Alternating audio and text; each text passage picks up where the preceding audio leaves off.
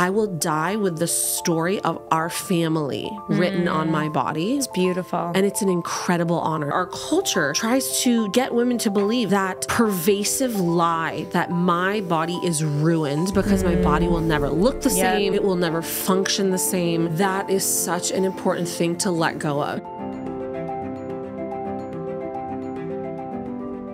Welcome back to the Lila Rose podcast. This is an episode that will be coming out while I am on maternity leave. As you might be able to tell right now, I'm not yet on maternity leave. I am still very pregnant, almost there.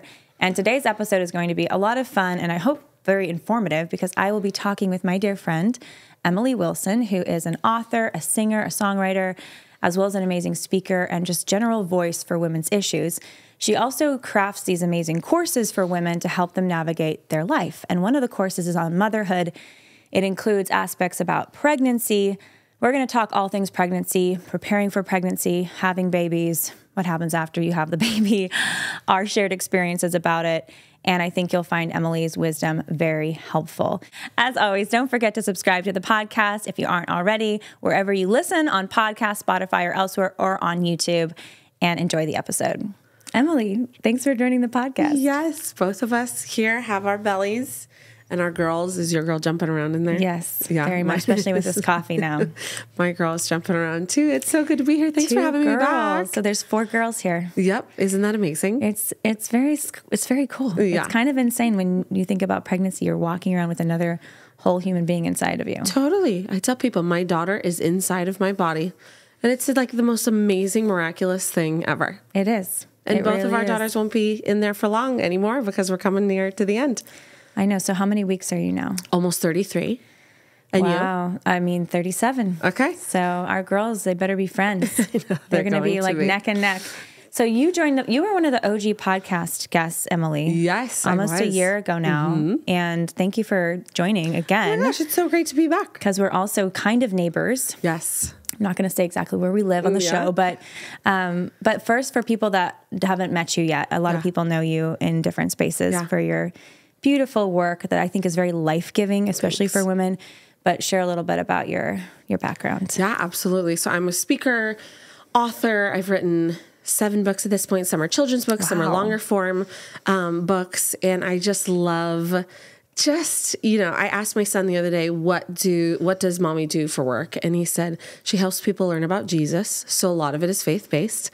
I have a YouTube channel that used to be all the time I was posting, but now I do a lot of just being at home with my sons, raising my sons, and I just love it.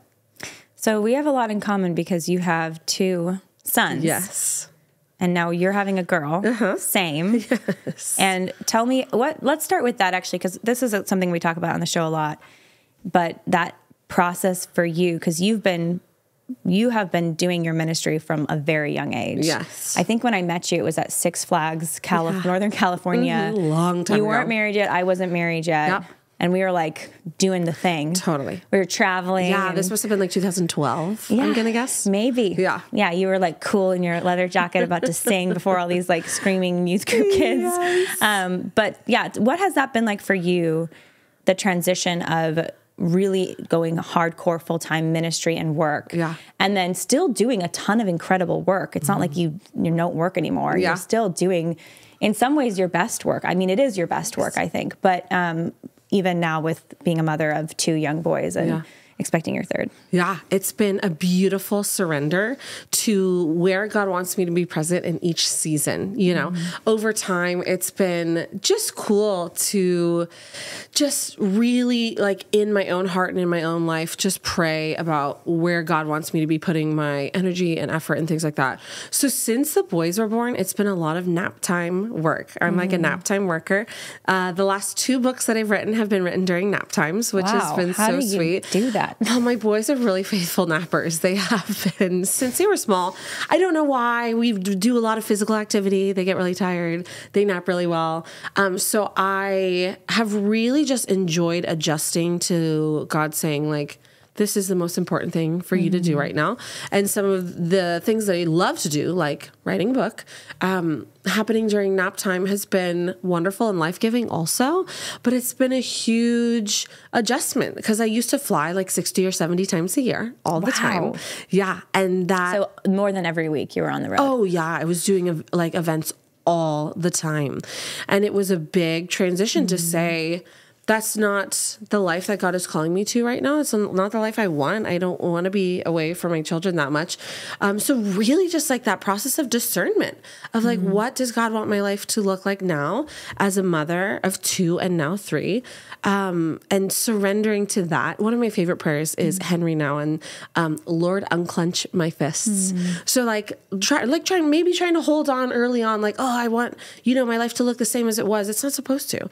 So Lord, unclench my fists, kind of just like opening, my hands to where he has me today. And now has been an amazing, peaceful surrender for me. That is such a beautiful prayer. Isn't it amazing? For anybody at any time.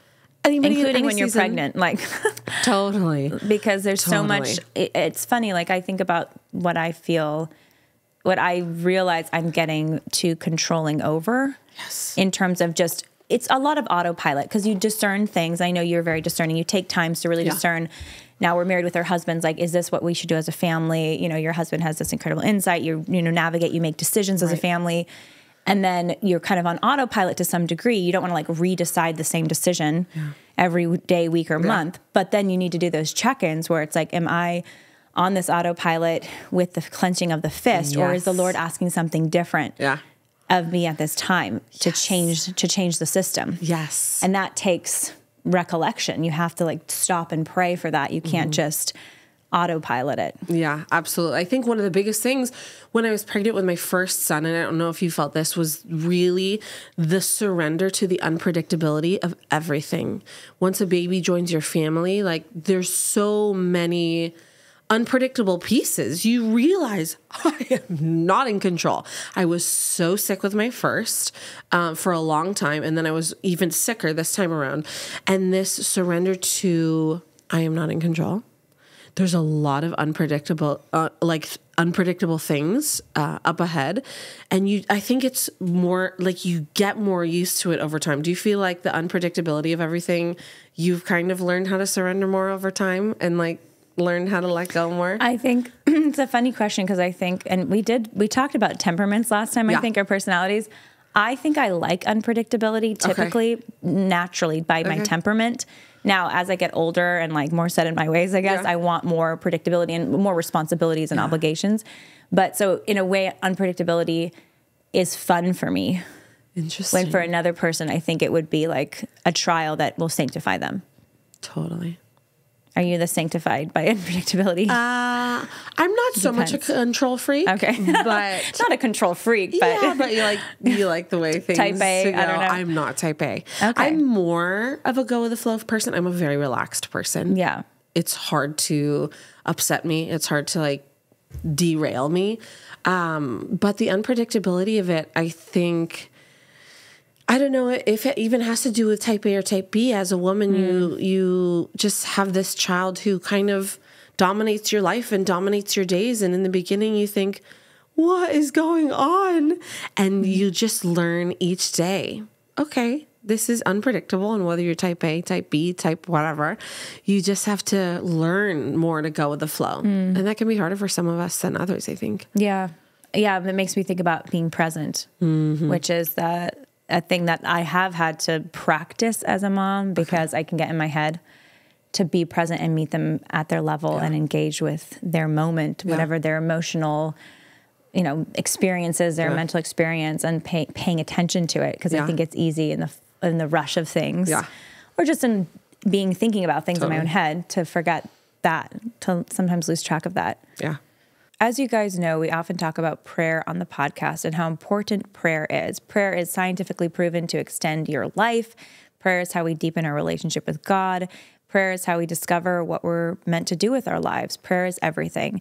And that's why I love prayer apps, tools that can help us to pray in the busyness of our lives. Last Advent, we partnered with Hallow, which is the #1 prayer app in the world. I love the Hallow app. It helps millions of people to pray and has the best features in the market, from meditations to guided prayers, to stories, to sleep stories, to children's content. You'll find everything on the Hallow app. So you can download the Hallow app today if you haven't already. Use the link in the bio and you will get 3 months free. And I'm looking forward to a long partnership with Hallow to help them in their mission to help more people pray. Okay, so when you were preparing for, let's start with this, for pregnancies. What is something that you've learned now that this is their 3rd pregnancy, right? That you would have done differently if you had known going back to the beginning? That's a great question. One thing I've learned is that pregnancy demands rest. Pregnancy demands rest. It doesn't ask it of us. It doesn't invite us into it. It demands rest in the sense that there are so many times, going back to the control portion of the thing, your body is so exhausted and you want to try to push through and you want to try to persevere. Be like, why do I feel like this? Why am I so tired? Because your body is demanding that you slow down and that you rest. And that's been hard for me because I'm a go-getter, doer. I love doing all the things and being able to take care of my house and maintain everything. And sometimes in pregnancy, and this is what I would have told myself in my first one, that's just not an option. And pregnancy demands that you sit down and just be for a minute or take a nap or so many things. I talk to women who they say, I feel so guilty. I'm trying in my prayer time and I just keep falling asleep. And I don't know what, God thinks of that. Like, but all the better. The Lord wants you to rest. Like, your body needs to rest in a way that it never has before, maybe. And it's important to honor that your body is crafting a placenta and crafting bones and crafting, all of the things. Being, a whole person. The human being. So to open yourself to that demand of rest is what I would just go back and tell myself. It's okay to rest. It's necessary to rest. That's really good. It's really good too. I remember I was like pushing hard at the few days before his birth, partly for fun. I mean, my husband and I would be like up till 11 p.m. hanging out. I was also doing a bunch of work. And then labor started at midnight. My water broke. And it wasn't for another 40 hours that I got to sleep.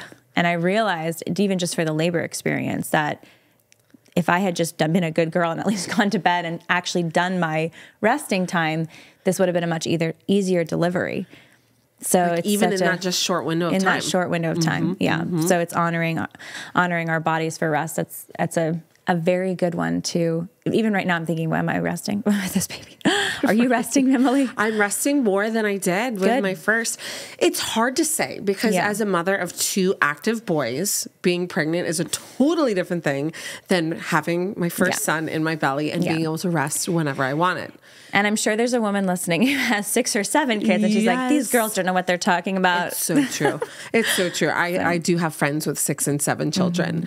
And I say, whew, I am exhausted. I don't know how you were pregnant with managing 6 children and, but there's no comparison. All of it is challenging. Everybody has their own challenges in their own ways and pregnancies and raising their children.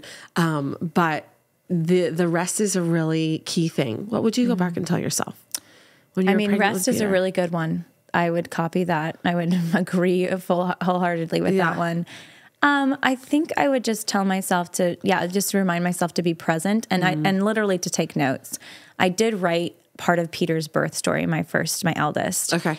And I'm grateful that I did. And I wish I'd done more note taking about the earliest experiences with him. Okay. Because now looking back and like when I had Leo and now with this 3rd baby and we had a miscarriage in between, but I look back and I am wondering, what was it like that first time? I don't remember exactly, those 2 weeks before birth. I wish I had written an account of it. I do journal a fair amount, but my journaling is typically more like spiritual prayers and less about the day to day.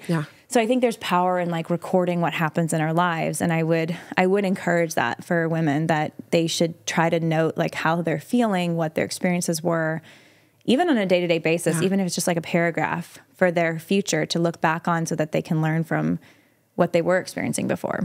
I love that. That's a really good note. My last baby was born in 2020. So if I had journaled, it would have been like, everything's falling apart. I'm so sad. I'm wearing a mask and I don't want to be. This is so hard. The COVID baby. Yeah, but that's a really good tip. Because I didn't write. We did some videos on YouTube after Zion's birth. I forget if we did a birth video about Jedediah's, but yeah, just going back to remember even when you're in your 50s, to remember how did I feel before and Peter for your was kids. born. Yeah, like some kids won't care looking back at those details, but some. I mean, I would love to have known those details about what my mother was experiencing when she was pregnant with me, or even my siblings. Totally. It's so interesting. Okay, what about spiritual lessons? What has been one or two of the biggest spiritual lessons that you've learned through pregnancy and childbirth? Good question. So we can get into birth if you're open to talking about birth. We're going to definitely talk about birth, Emily. So birth is the greatest spiritual lesson for me because my births, and we can talk further about this, I don't call myself a C-section mother because I don't think we're defined by the way we give birth as mothers. I'm a mother who has C-sections, and I think there's a big difference. People can call themselves whatever they want. But the greatest spiritual lesson I've learned is really what it means to live out. This is my body given up for you. Right? To reflect on that. So with Zion, my first son, I had a C-section after 41 hours of labor, which it sounds like you had 40 hours of labor. Were you awake that whole time? I took a nap. Wow, Emily. I took a nap. I don't know how long it was, but it was a long time. Was there an epidural in there, I hope? The epidural was my last chance to deliver him vaginally because they wanted my body to rest, to just calm down. And so they said the epidural really, and there's, So you started unmedicated? Yes. Eventually, so my water broke. Okay. My water broke on All Saints Day. Wow. And then... it's funny to talk about birth because so many people are so combative about the whole Just do it, Emily. thing, Tell us right? the story. Right? Give us the this gory is my play-by-play. experience. So my water broke, and then labor wasn't starting. My body just didn't respond well to labor and delivery. Very long story short, my husband had been in a surfing accident when I was about 32 weeks pregnant with Zion, my oldest. And so life had been extremely stressful. He had been in the hospital, right? Yes, he was in the hospital. He ended up having a pulmonary embolism and 7 blood clots in his lungs. And I was about as pregnant as I am now. So scary. So it was a very, very, very stressful time. He was in the hospital bed when we were in a hospital. All the people kept coming in and looking at me. How far along are you? I'm like, I'm 32 weeks. They're like, oh my goodness. It was a horrible time to not that there's any good timing for something like that, but it had been a really, really stressful time. So my body had been really stressed leading up to that birth. So my water broke. My body didn't respond well to, my body wasn't dilating. It's probably mostly women who will be listening to this who know these things. We've got some men who are very interested in birth. Okay, I love that. As I think men should be. This is not like a women exclusive activity in terms of the larger arrangement of it. We need men for this. In multiple ways, we need the men. So that is the truth. So my body wasn't dilating. I went on Pitocin, had contractions for a long time. And I got to 2 centimeters, 3 centimeters after what felt like forever. So I got an epidural at the end in hopes that my body would relax enough to dilate, and it never happened. And then Zion was born a couple of days after All Saints. And just the surrender of my whole prayer in the pregnancy was, Lord, unclench my fists. I went into the labor and delivery, especially after all the stress that we had been through, with very open hands, because the Lord had taught me so much about surrender in the 8 weeks before that. And just to be laid out like that. So when you're having a C-section, you're laid out like Christ crucified. Typically, they strap down your arms. Yeah. Are you serious? Mm-hmm. So that you don't interfere. One, obviously, typically, so you don't interfere with what's happening. Because you're awake during a C-section. Yes. It's I think maybe the only major surgery. Someone could correct me, but the only major surgery where you are awake when this is happening. So your feet are down straight. and your arms are like this. They strap your arms down. I was shaking a lot by this point. Emily, yeah, so you give birth in the shape of Christ crucified, which is so beautiful and so amazing.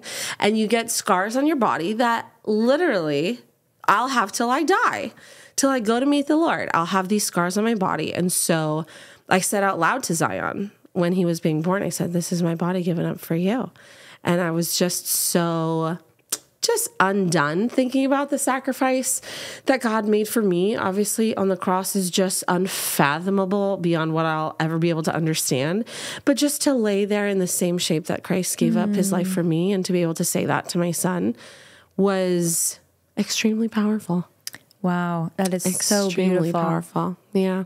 So the lesson of that, and then in my second one was a plain C-section. He was my 2020 baby. God loved me, so sweet.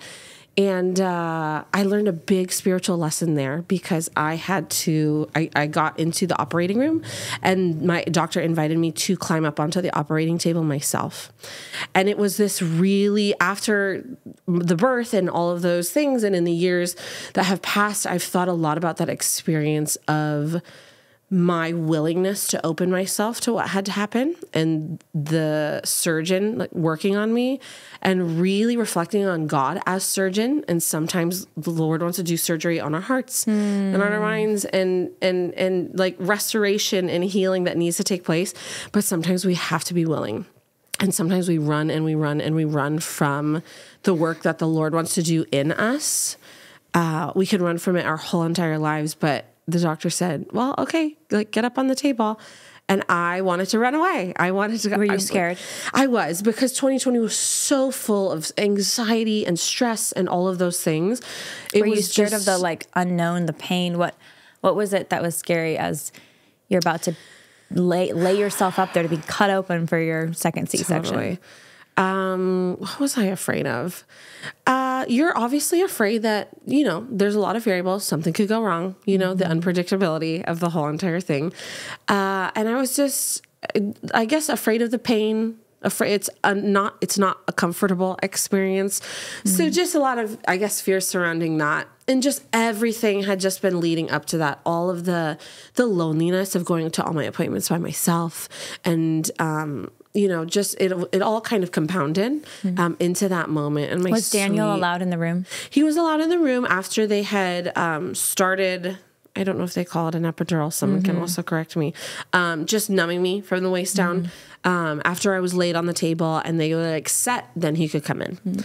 So looking back, and the greatest spiritual lesson was, what does it mean to let the Lord work on my heart? And are there times in my life where I'm running from allowing him to do that, from allowing him to do the work? And then thirdly, my last one, is really, I'm so comfortable having my life in my surgeon's hands. That doesn't bother me at all. I know that he knows what he's doing. He's done this so many times. Can't even imagine how many C-sections that he's done. He's been practicing for many, many, many years. And while I'm there, I feel so at peace having my life in his hands. And that question has come up over and over again in looking at the spiritual life. Why do we trust our surgeons so much more than we trust God?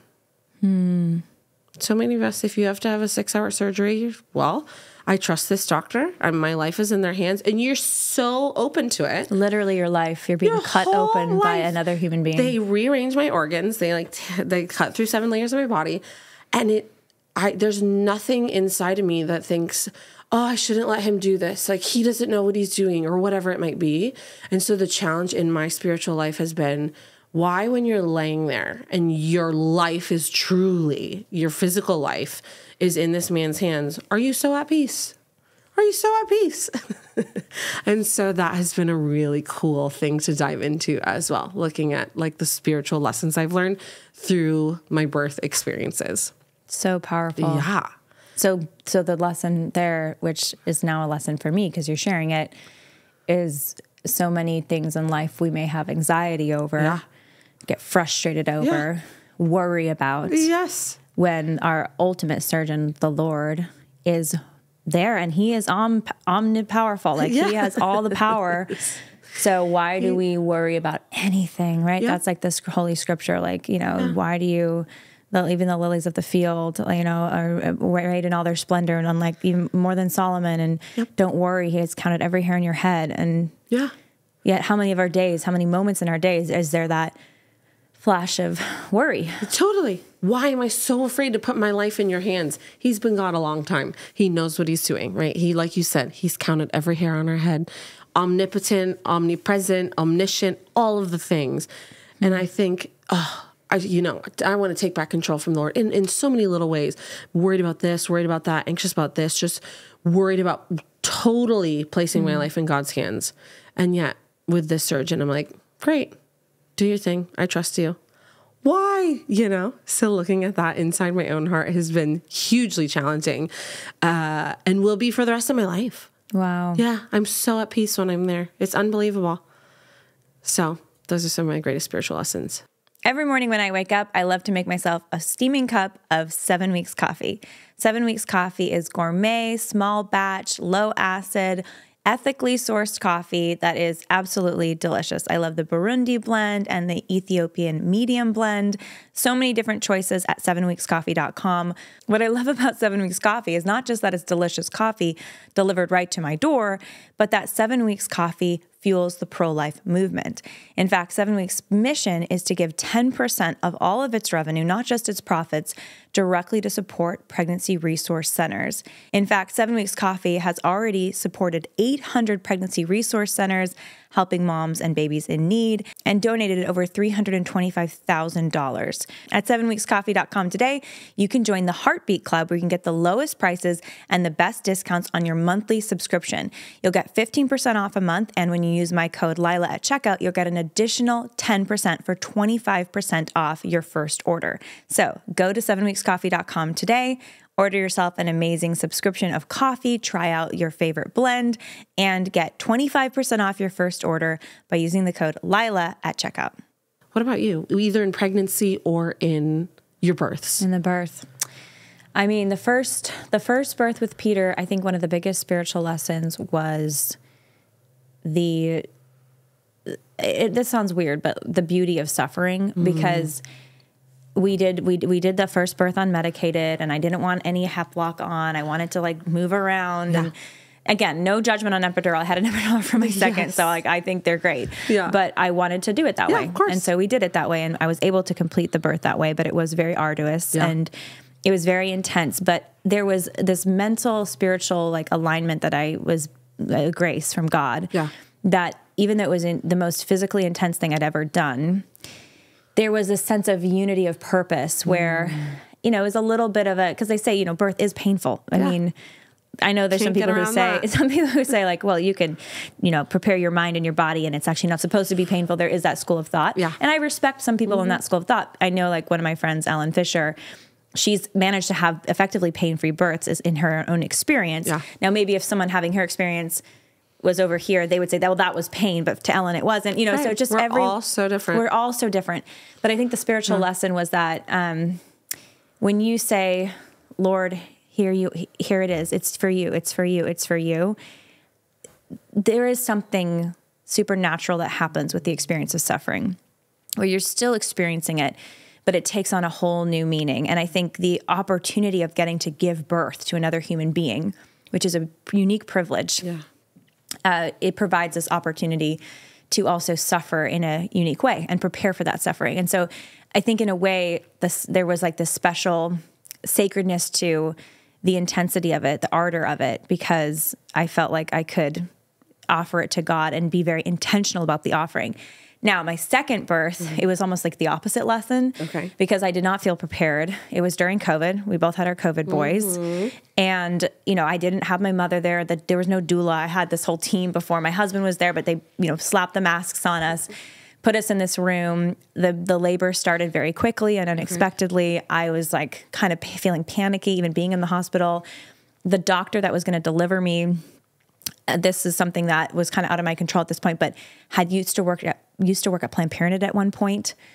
Not doing abortions, but still had that as part of her history. So the whole thing was just felt awful to me, on multiple levels. Yeah. And so it was in that moment, it was like, what is the Lord asking of me here? Just to let go, just to let go, even like not have a plan for your own suffering. It's almost like having like, I want the suffering to count. I'm going to offer it up for this prayer intention. And it was just like, ride the wave, just go through this you can do like one moment of offering it up and then just like, let it be, don't like almost the mental energy of like trying to like unite it to prayer. There was no mental energy there anymore. The emotional bandwidth wasn't there. The psychological for me was like struggling. I'm like, okay, I have no issues with epidurals. Give it to me. I just need to like chill right now because I'm physically panicking. And thank God for medical, interventions. Now, maybe if I had different lead up, I wouldn't have panicked and whatever, but I did. Yeah. And so I think the lesson there was like the Lord, that there's not a right or wrong way. And that what matters is our intention. Yeah. And you can set an intention and say a prayer and let it last you for the next, 24 hours. Yeah. And the Lord is merciful and gracious and sees that. Yeah. So that was, I think, number 2, the lesson there. And it was, he was basically born and I didn't know it at that point. Cause the epidural, they're like, he's coming, he's being born, and he was born, Leo was born in call. So he was in the, he was in really? Which kind of was symbolic for me of the whole birth process, because the whole thing had already been so unexpected and sort of quick and like, intense, but it didn't have the same sort of like experience of spiritual depth and like intentionality. But that he was born that way. It's like he came into the world and he didn't even know it yet. Wow. And then I get this beautiful, and then when they gave me Leo, another thing that was odd is he was like my other son, Peter, almost identically. Same red hair. They look the exact same. They looked the exact same. Okay. And so even that moment was like, this is a different kid, but it feels like the same. So it was kind of like wanting to have some like powerful spiritual moment in that, but it's like, no, this is another gift for you.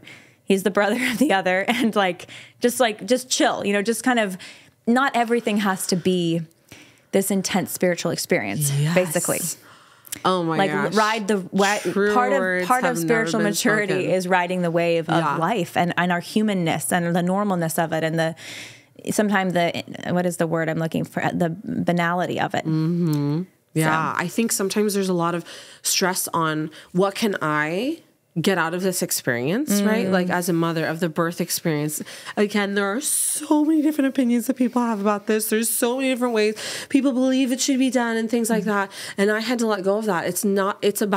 This is just me laying on the operating table, just trying to say yes to God, be faithful in what I've said yes to in my life. And I might get something out of it in terms of spirituality or psychologically or lessons.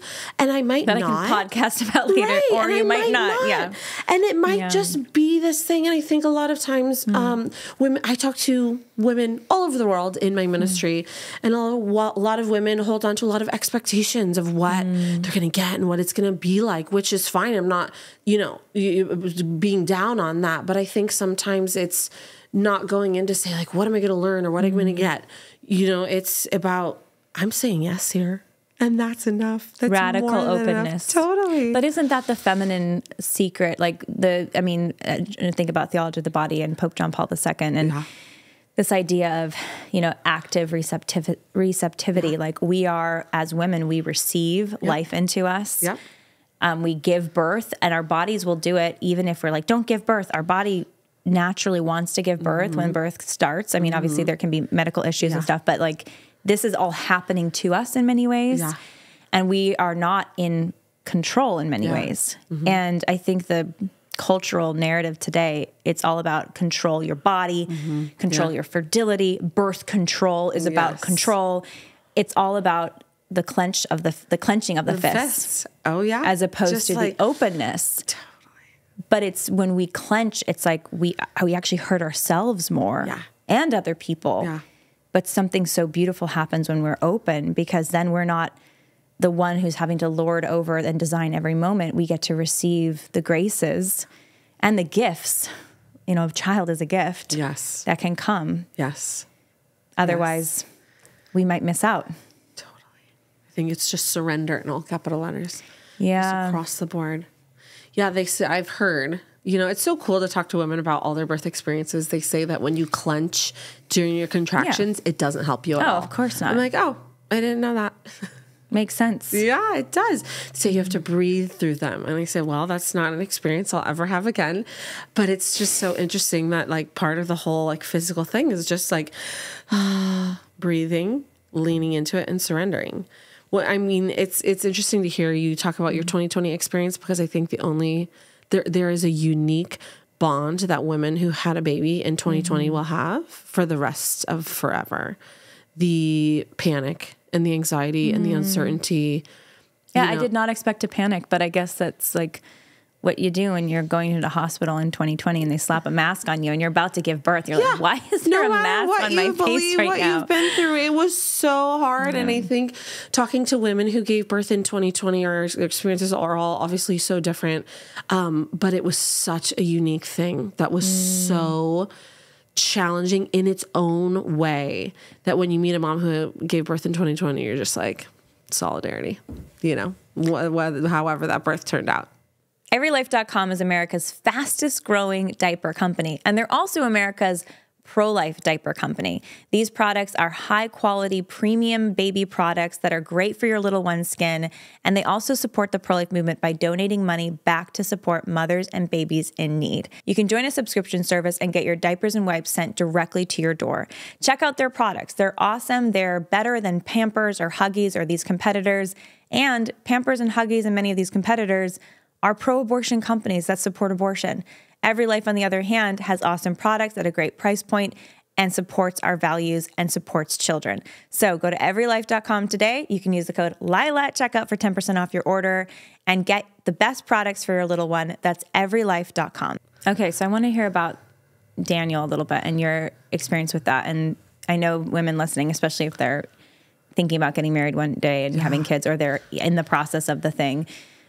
This can be, I guess, sometimes controversial, but what's the role of a man in pregnancy and birth? Isn't it sad that it's controversial? Yeah. Because, but what do you think is what is the right role? Because, you know, to give the credit to the controversy to some degree, I do think that we as women, the modern Western woman, because of New Age feminism, has rejected our role in giving birth and nurturing very young children. And so I think there's no surprise that there's controversy and confusion around we've gotten it wrong for what women can do as uniquely being mothers. No wonder we can get it wrong about what men can do uniquely as fathers. Yeah, absolutely.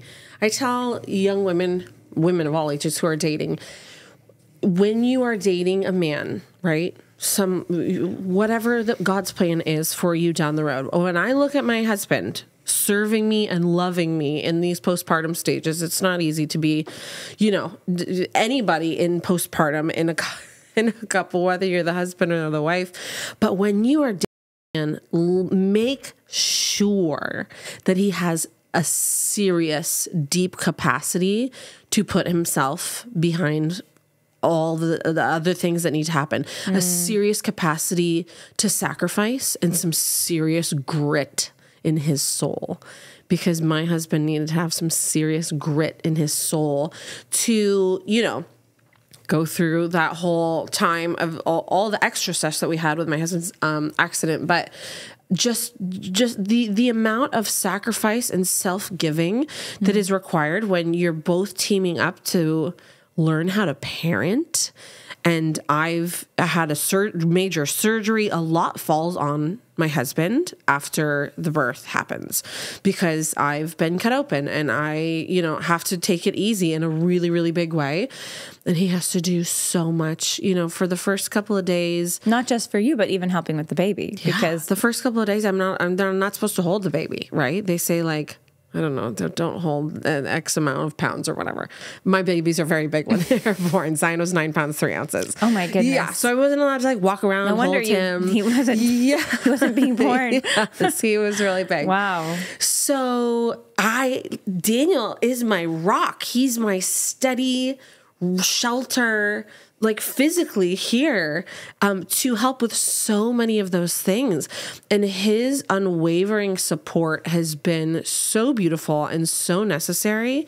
And so when I'm talking with women, I say, if you want to have kids in the future, who knows what God's plan is for your life, the man that you're dating, if he complains when he's not put first, if he has a problem, like going out of his way for people, you're going to have an issue, because family life is constantly having to go out of your way, right? To just love and serve others. And that is what my husband's role has been, is to put himself not last, but definitely his wants and his needs in these postpartum times. And when I'm healing and we're, learning how to care for the baby and I'm learning how to breastfeed, all of those things, he just had to stay steady and just support and love, as I do my best to support and love him in all the ways that I can, just sitting on a bed, it really, really matters to look at that when you're dating, because it comes into play in a huge way if babies ever come into the picture for your family. What advice do you think he would give to men about how to be the best husband and leader with a about to give birth, birthing, and then recently postpartum wife?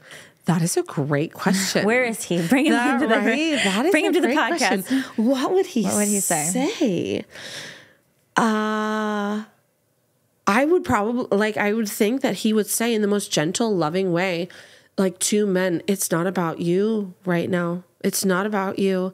It's about supporting and loving this woman who is, has received the gift of this child and is bringing this child into the world, and just look for ways that you can love in the small ways and big ways. I feel like he would say, like, just like be actively looking, how can I love her well right now?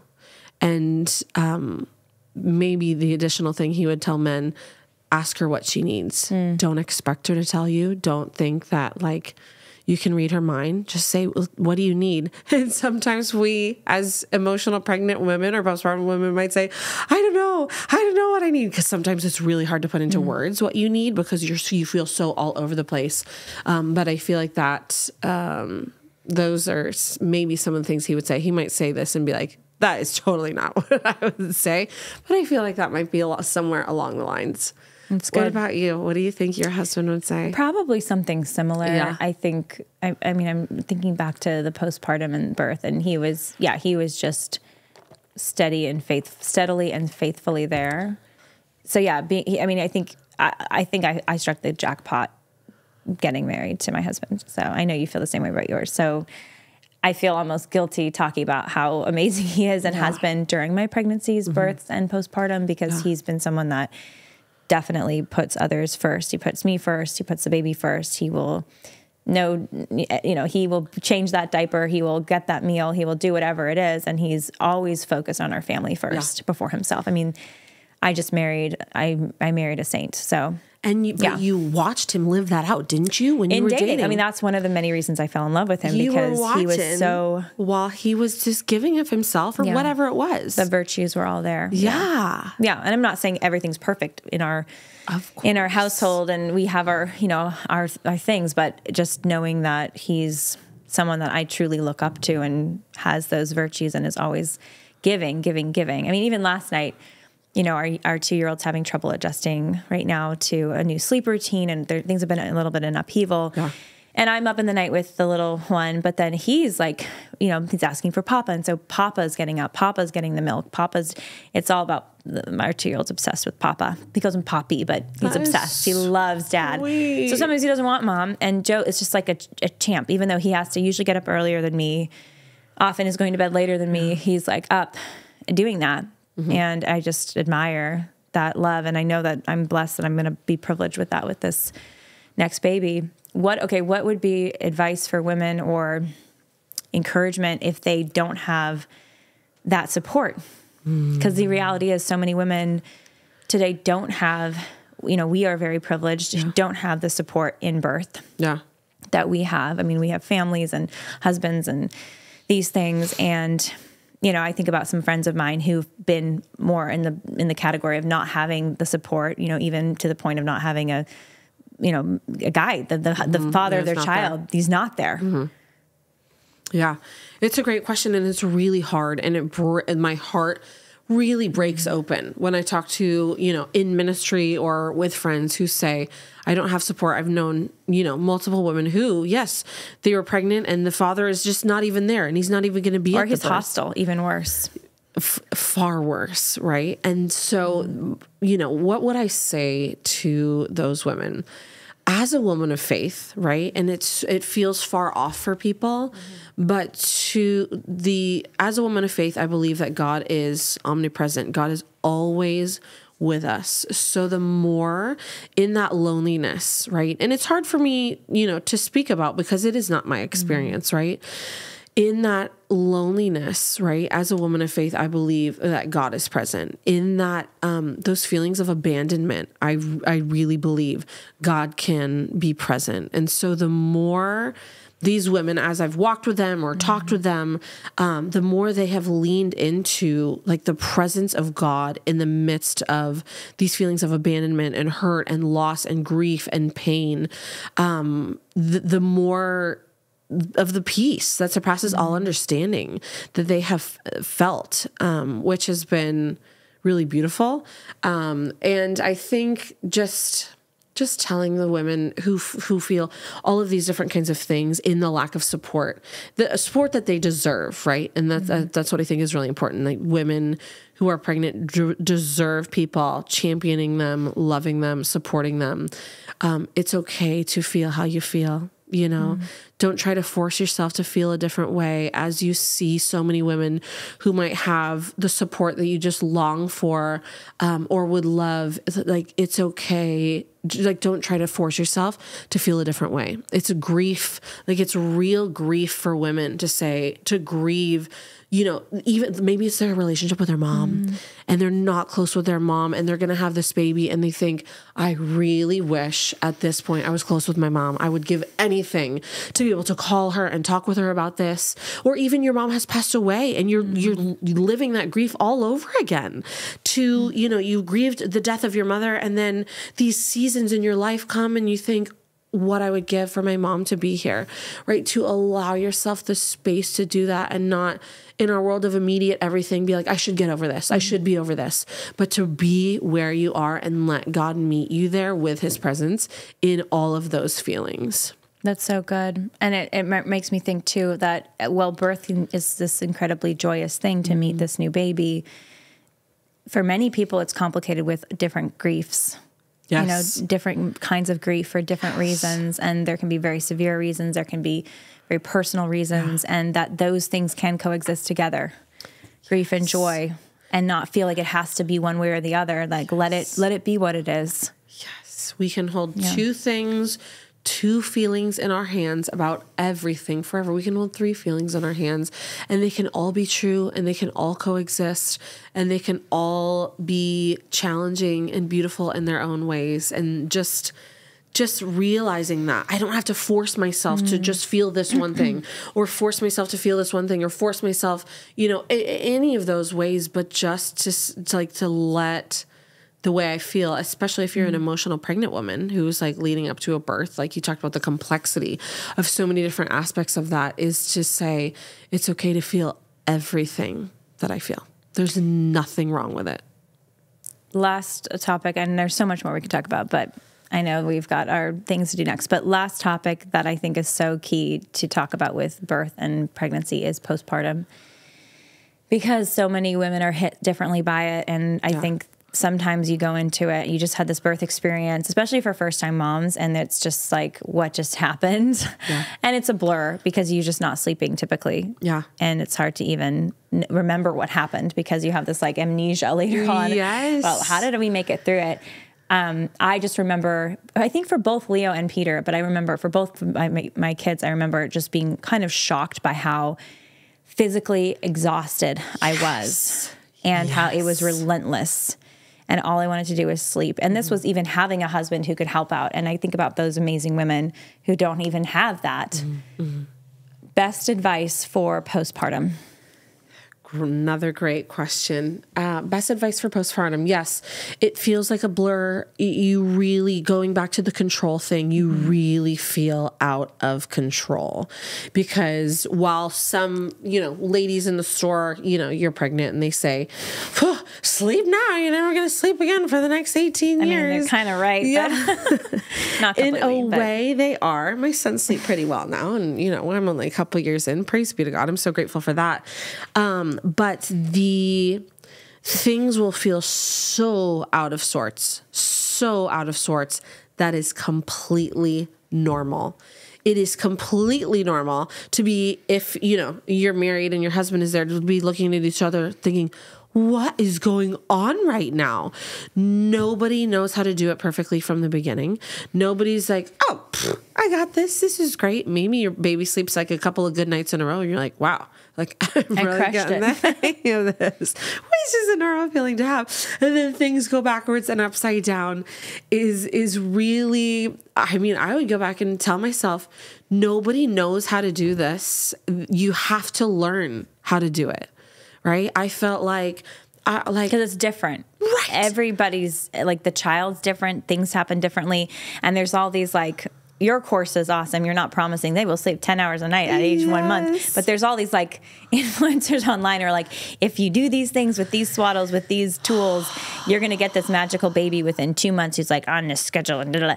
And yeah, some babies that's the case. But the reality is, even if you do everything by a certain standard, and in a certain way, things might still blow up. Yes. And that's just having a baby. Yes. The unpredictability of it. For me, it was so powerful to change my mindset from, I have no idea what I'm doing, to, I'm learning as I go. I just felt why? There are so many things, and you could just research all night. That's the problem. You're up all night and you could just look up every article under the sun. How do I fix this? What do I do? The baby won't sleep. Is the baby colicky or reflux? And that feeling of I have no idea what I'm doing made me feel like I was drowning, which sometimes postpartum can feel like that. No matter how much support you have, you just feel like you're drowning in your own uncertainty and your own looking at yourself to say, am I really capable of this? To really shift that. Yeah, I have no idea what I'm doing, but I'm learning how to do this. And that's the beautiful thing now about to have my third. My second son is 3.5, and I kind of feel like I'm starting over in a way, I forget how to do wake windows and nap times and all those kind of things. But I have learned as I have gone, and I have a lot of knowledge, and that will be, kind of an anchor to keep me going through that. So I would just encourage any woman who's out there in that postpartum, sometimes it feels like heaven and sometimes it feels like an absolute nightmare, to say to yourself out loud, I'm learning as I go. And that is a powerful thing. It builds your confidence as a mother, I think, to just have that power in your hands to say, I'm gathering knowledge, and this, whatever it is, this season of how I feel right now won't last forever. It's so good. Yeah. What would you say? I mean, I echo. I agree. I agree with everything you said. Cosign. Yeah, I think that riding the wave is so much of it. Learning what you can, implement what you can. Instinct. Listen to your instinct is another. I mean, I remember, the cry it out method. There's a lot of passionate opinions about this, but let the baby cry. The baby's got to be swaddled. It'll teach itself to sleep and self-soothe if you do these certain things. Yeah. We tried that a little bit, but at the end of the day, I was like, this is not for me. I'm effectively a co-sleeper. So my whole instinct is crying out, bring that baby, cuddle that baby, let it sleep on me, and just let it. I mean, yes, it's not as convenient. Yes, it interrupts workflow. Yes, it can be exhausting, but I wouldn't judge if someone really finds that it works for them to do it another way. But I think using our powerful maternal instincts and letting our instincts make decisions. Yes, trust and not yourself. Waving the science at the decision, oh no, this study says this and this says that. I mean, obviously if it's something very black and white, that's different, but if it's something like sleep routines, I would say go with your instinct. And then the other thing is, I did not struggle with postpartum depression or just, any kind of mood disorders, but, knowing women who have and watching their struggle, I think the get help thing is so huge, and asking for help. Yeah. We were talking about women earlier who don't have supportive, systems, and they're pregnant. I mean, pregnancy resource centers are out there to, yes, help women who are considering abortion, but they're also just out there to help women. And so there are people in your community who would want to help you. Yeah. And yeah, sometimes it's a matter of finding that person, but get the help you deserve and you need. And if you're struggling with, negative thoughts, or you're struggling with, overwhelming sense of like numbness, or, even anxiety like that, there is help for you. The help might be as simple as alleviating the stress you're dealing with, so you can like roll with this thing you're moving through. It's not saying, oh, just go get medication, or, oh, this is going to be solved in this Band-Aid way, but you at least need to know you're not alone, especially when you've got a newborn to take care of. So I think that's the other thing, is like asking for help can be so hard and confusing for a lot of people, but ask for help. Yes. 3 words. Ask for help. I need help. I need help. I need help, to say it to someone. Yes. Surprisingly, no matter, whether you give birth at home or at a hospital or whatever, the hospitals, at least around us, have amazing support groups. And all you have to do is look online and see there's postpartum depression support groups. There's new mom support groups that just meet. I don't think very many virtually anymore, but meet in person. And I think sometimes those feelings of loneliness are acute, especially when it's 2:30 in the morning and you can't get the baby to stop crying. And there's just like, you feel so powerless, and those feelings of loneliness. And then you get up for the day and you just feel like, I'm in this alone. And it can feel so overwhelming because you're so tired. And when we're that tired, it's hard to make decisions well, and it's hard to think clearly.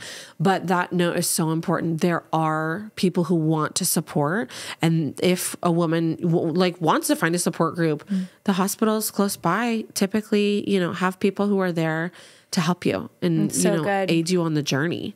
One more thing that makes me want to say too, Emily, is that because I've heard obviously women tell really traumatic birth stories and really positive birth stories, and postpartum that's really traumatic, and postpartum.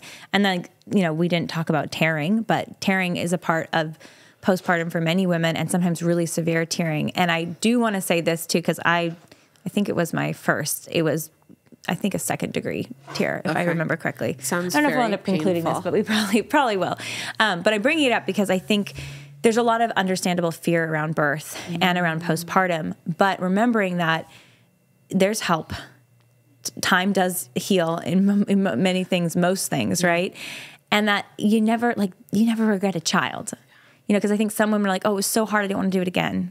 I hear this sometimes. And obviously, like, every family will make their own decisions about spacing kids and all of this, but I know you and I are both like, be open to life. If you're married, like, love is beautiful. Life is beautiful. Don't close the door to that. And just to encourage women that you're not going to regret your child. Like, this is a beautiful human life. And when you're 75 years old, those 6 months or year of, the postpartum and the struggle, that's not going to be the thing that will stick out. It's like, this is my now 40-year-old child or 30-year-old child that is just a joy. Yes. And to remember, like, despite the challenges of these experiences that can come with them, the most significant thing is the relationship you get to build with this other human being. It's the truth. I feel like going off of that pervasive lie that my body is ruined because my body will never look the same. It will never function the same.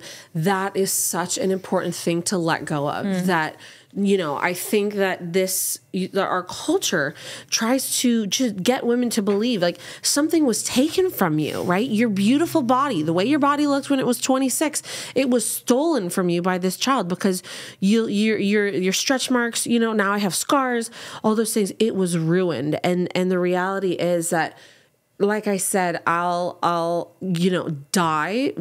My body will look as it does. I'll have stretch marks forever. I'll have my scars forever. I will die with the story of our family written on my body. It's beautiful. And it's an incredible honor. Nothing is ruined about that. Nothing is ruined. And sometimes it's so easy when we look at, right, like tearing and all the things that we go through with our bodies and whatever it might be, the whole long list, and to look at my husband and to be like, the culture wants me to think it's so unfair. It's so unfair that I have to do this. It's so unfair that I have to gain the weight. I have to have the surgery, all of the things. When to change that mindset of it's not unfair, it's an honor that this is a unique part of my femininity and the way that the Lord made me. And that it's so cool that I'll die with this story, that like my body tells a story, and it's just such an incredible, amazing thing and a total honor, rather than nothing has been taken from me. I've been given these beautiful children. If I didn't have my scars, Zion and Jedediah wouldn't be here. Jedediah certainly wouldn't be here, because I wouldn't have lived through my labor and delivery with Zion. If I didn't have my scars, Zion and I will both not be here. That is a fact of reality. So how beautiful that, going back to that, this is my body given up for you, like to allow ourselves to be shaped and molded in ways that our bodies might not look the same forever, but what a good thing. So what a beautiful thing. So beautiful. And what do we value as a society so often? It's just like all this superficial stuff. Yes. All this superficial stuff. I just would love to see a society, our culture change. Yeah. Where instead of like looking up to like super, sexy, fashionable, wealthy, famous, like influencer types, and like, that's who I want to be. I want to be a YouTuber, like we're both on YouTube. So, it's not bad to be a YouTuber, but like this is like the personification it's all about like just inch deep, there's no depth there. And the beauty comes with the depth, but you got to have the maturity and the spiritual maturity to see it. And then it's like, wow, it's so beautiful. It's beyond anything that the superficial can't even compete with it.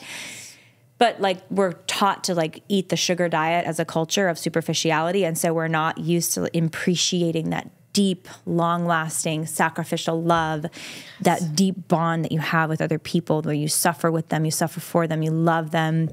They should put postpartum mothers as like the pinnacle. I mean, they really are the pinnacle of womanhood.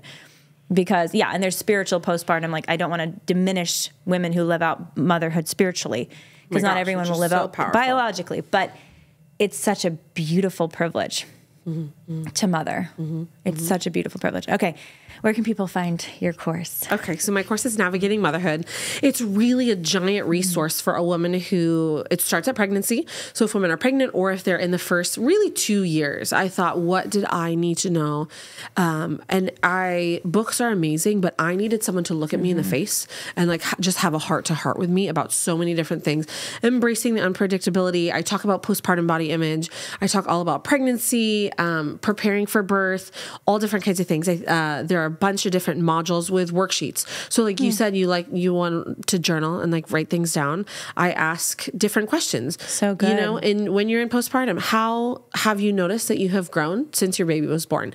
Questions that I think sometimes we don't take the time to reflect on. So there's a pretty journaling worksheet after each lesson, and that's called Navigating Motherhood. It's at navigatingmotherhoodseries.com. So it's a paid resource because I worked for years on it. Well worth it, guys. Yes. Well worth it. And so I have a code, Lila Rose Show, which will get Emily. Them 15% off if they want to hop Rose Show. Okay, we'll put that in the link in the bio. Yes, women have responded really beautifully, saying they felt awesome. Just so much more prepared, and just really like they needed a big sister to walk them through all the things that that I wish I would have known. I talk about choosing the voices that you're listening to. So good. So much.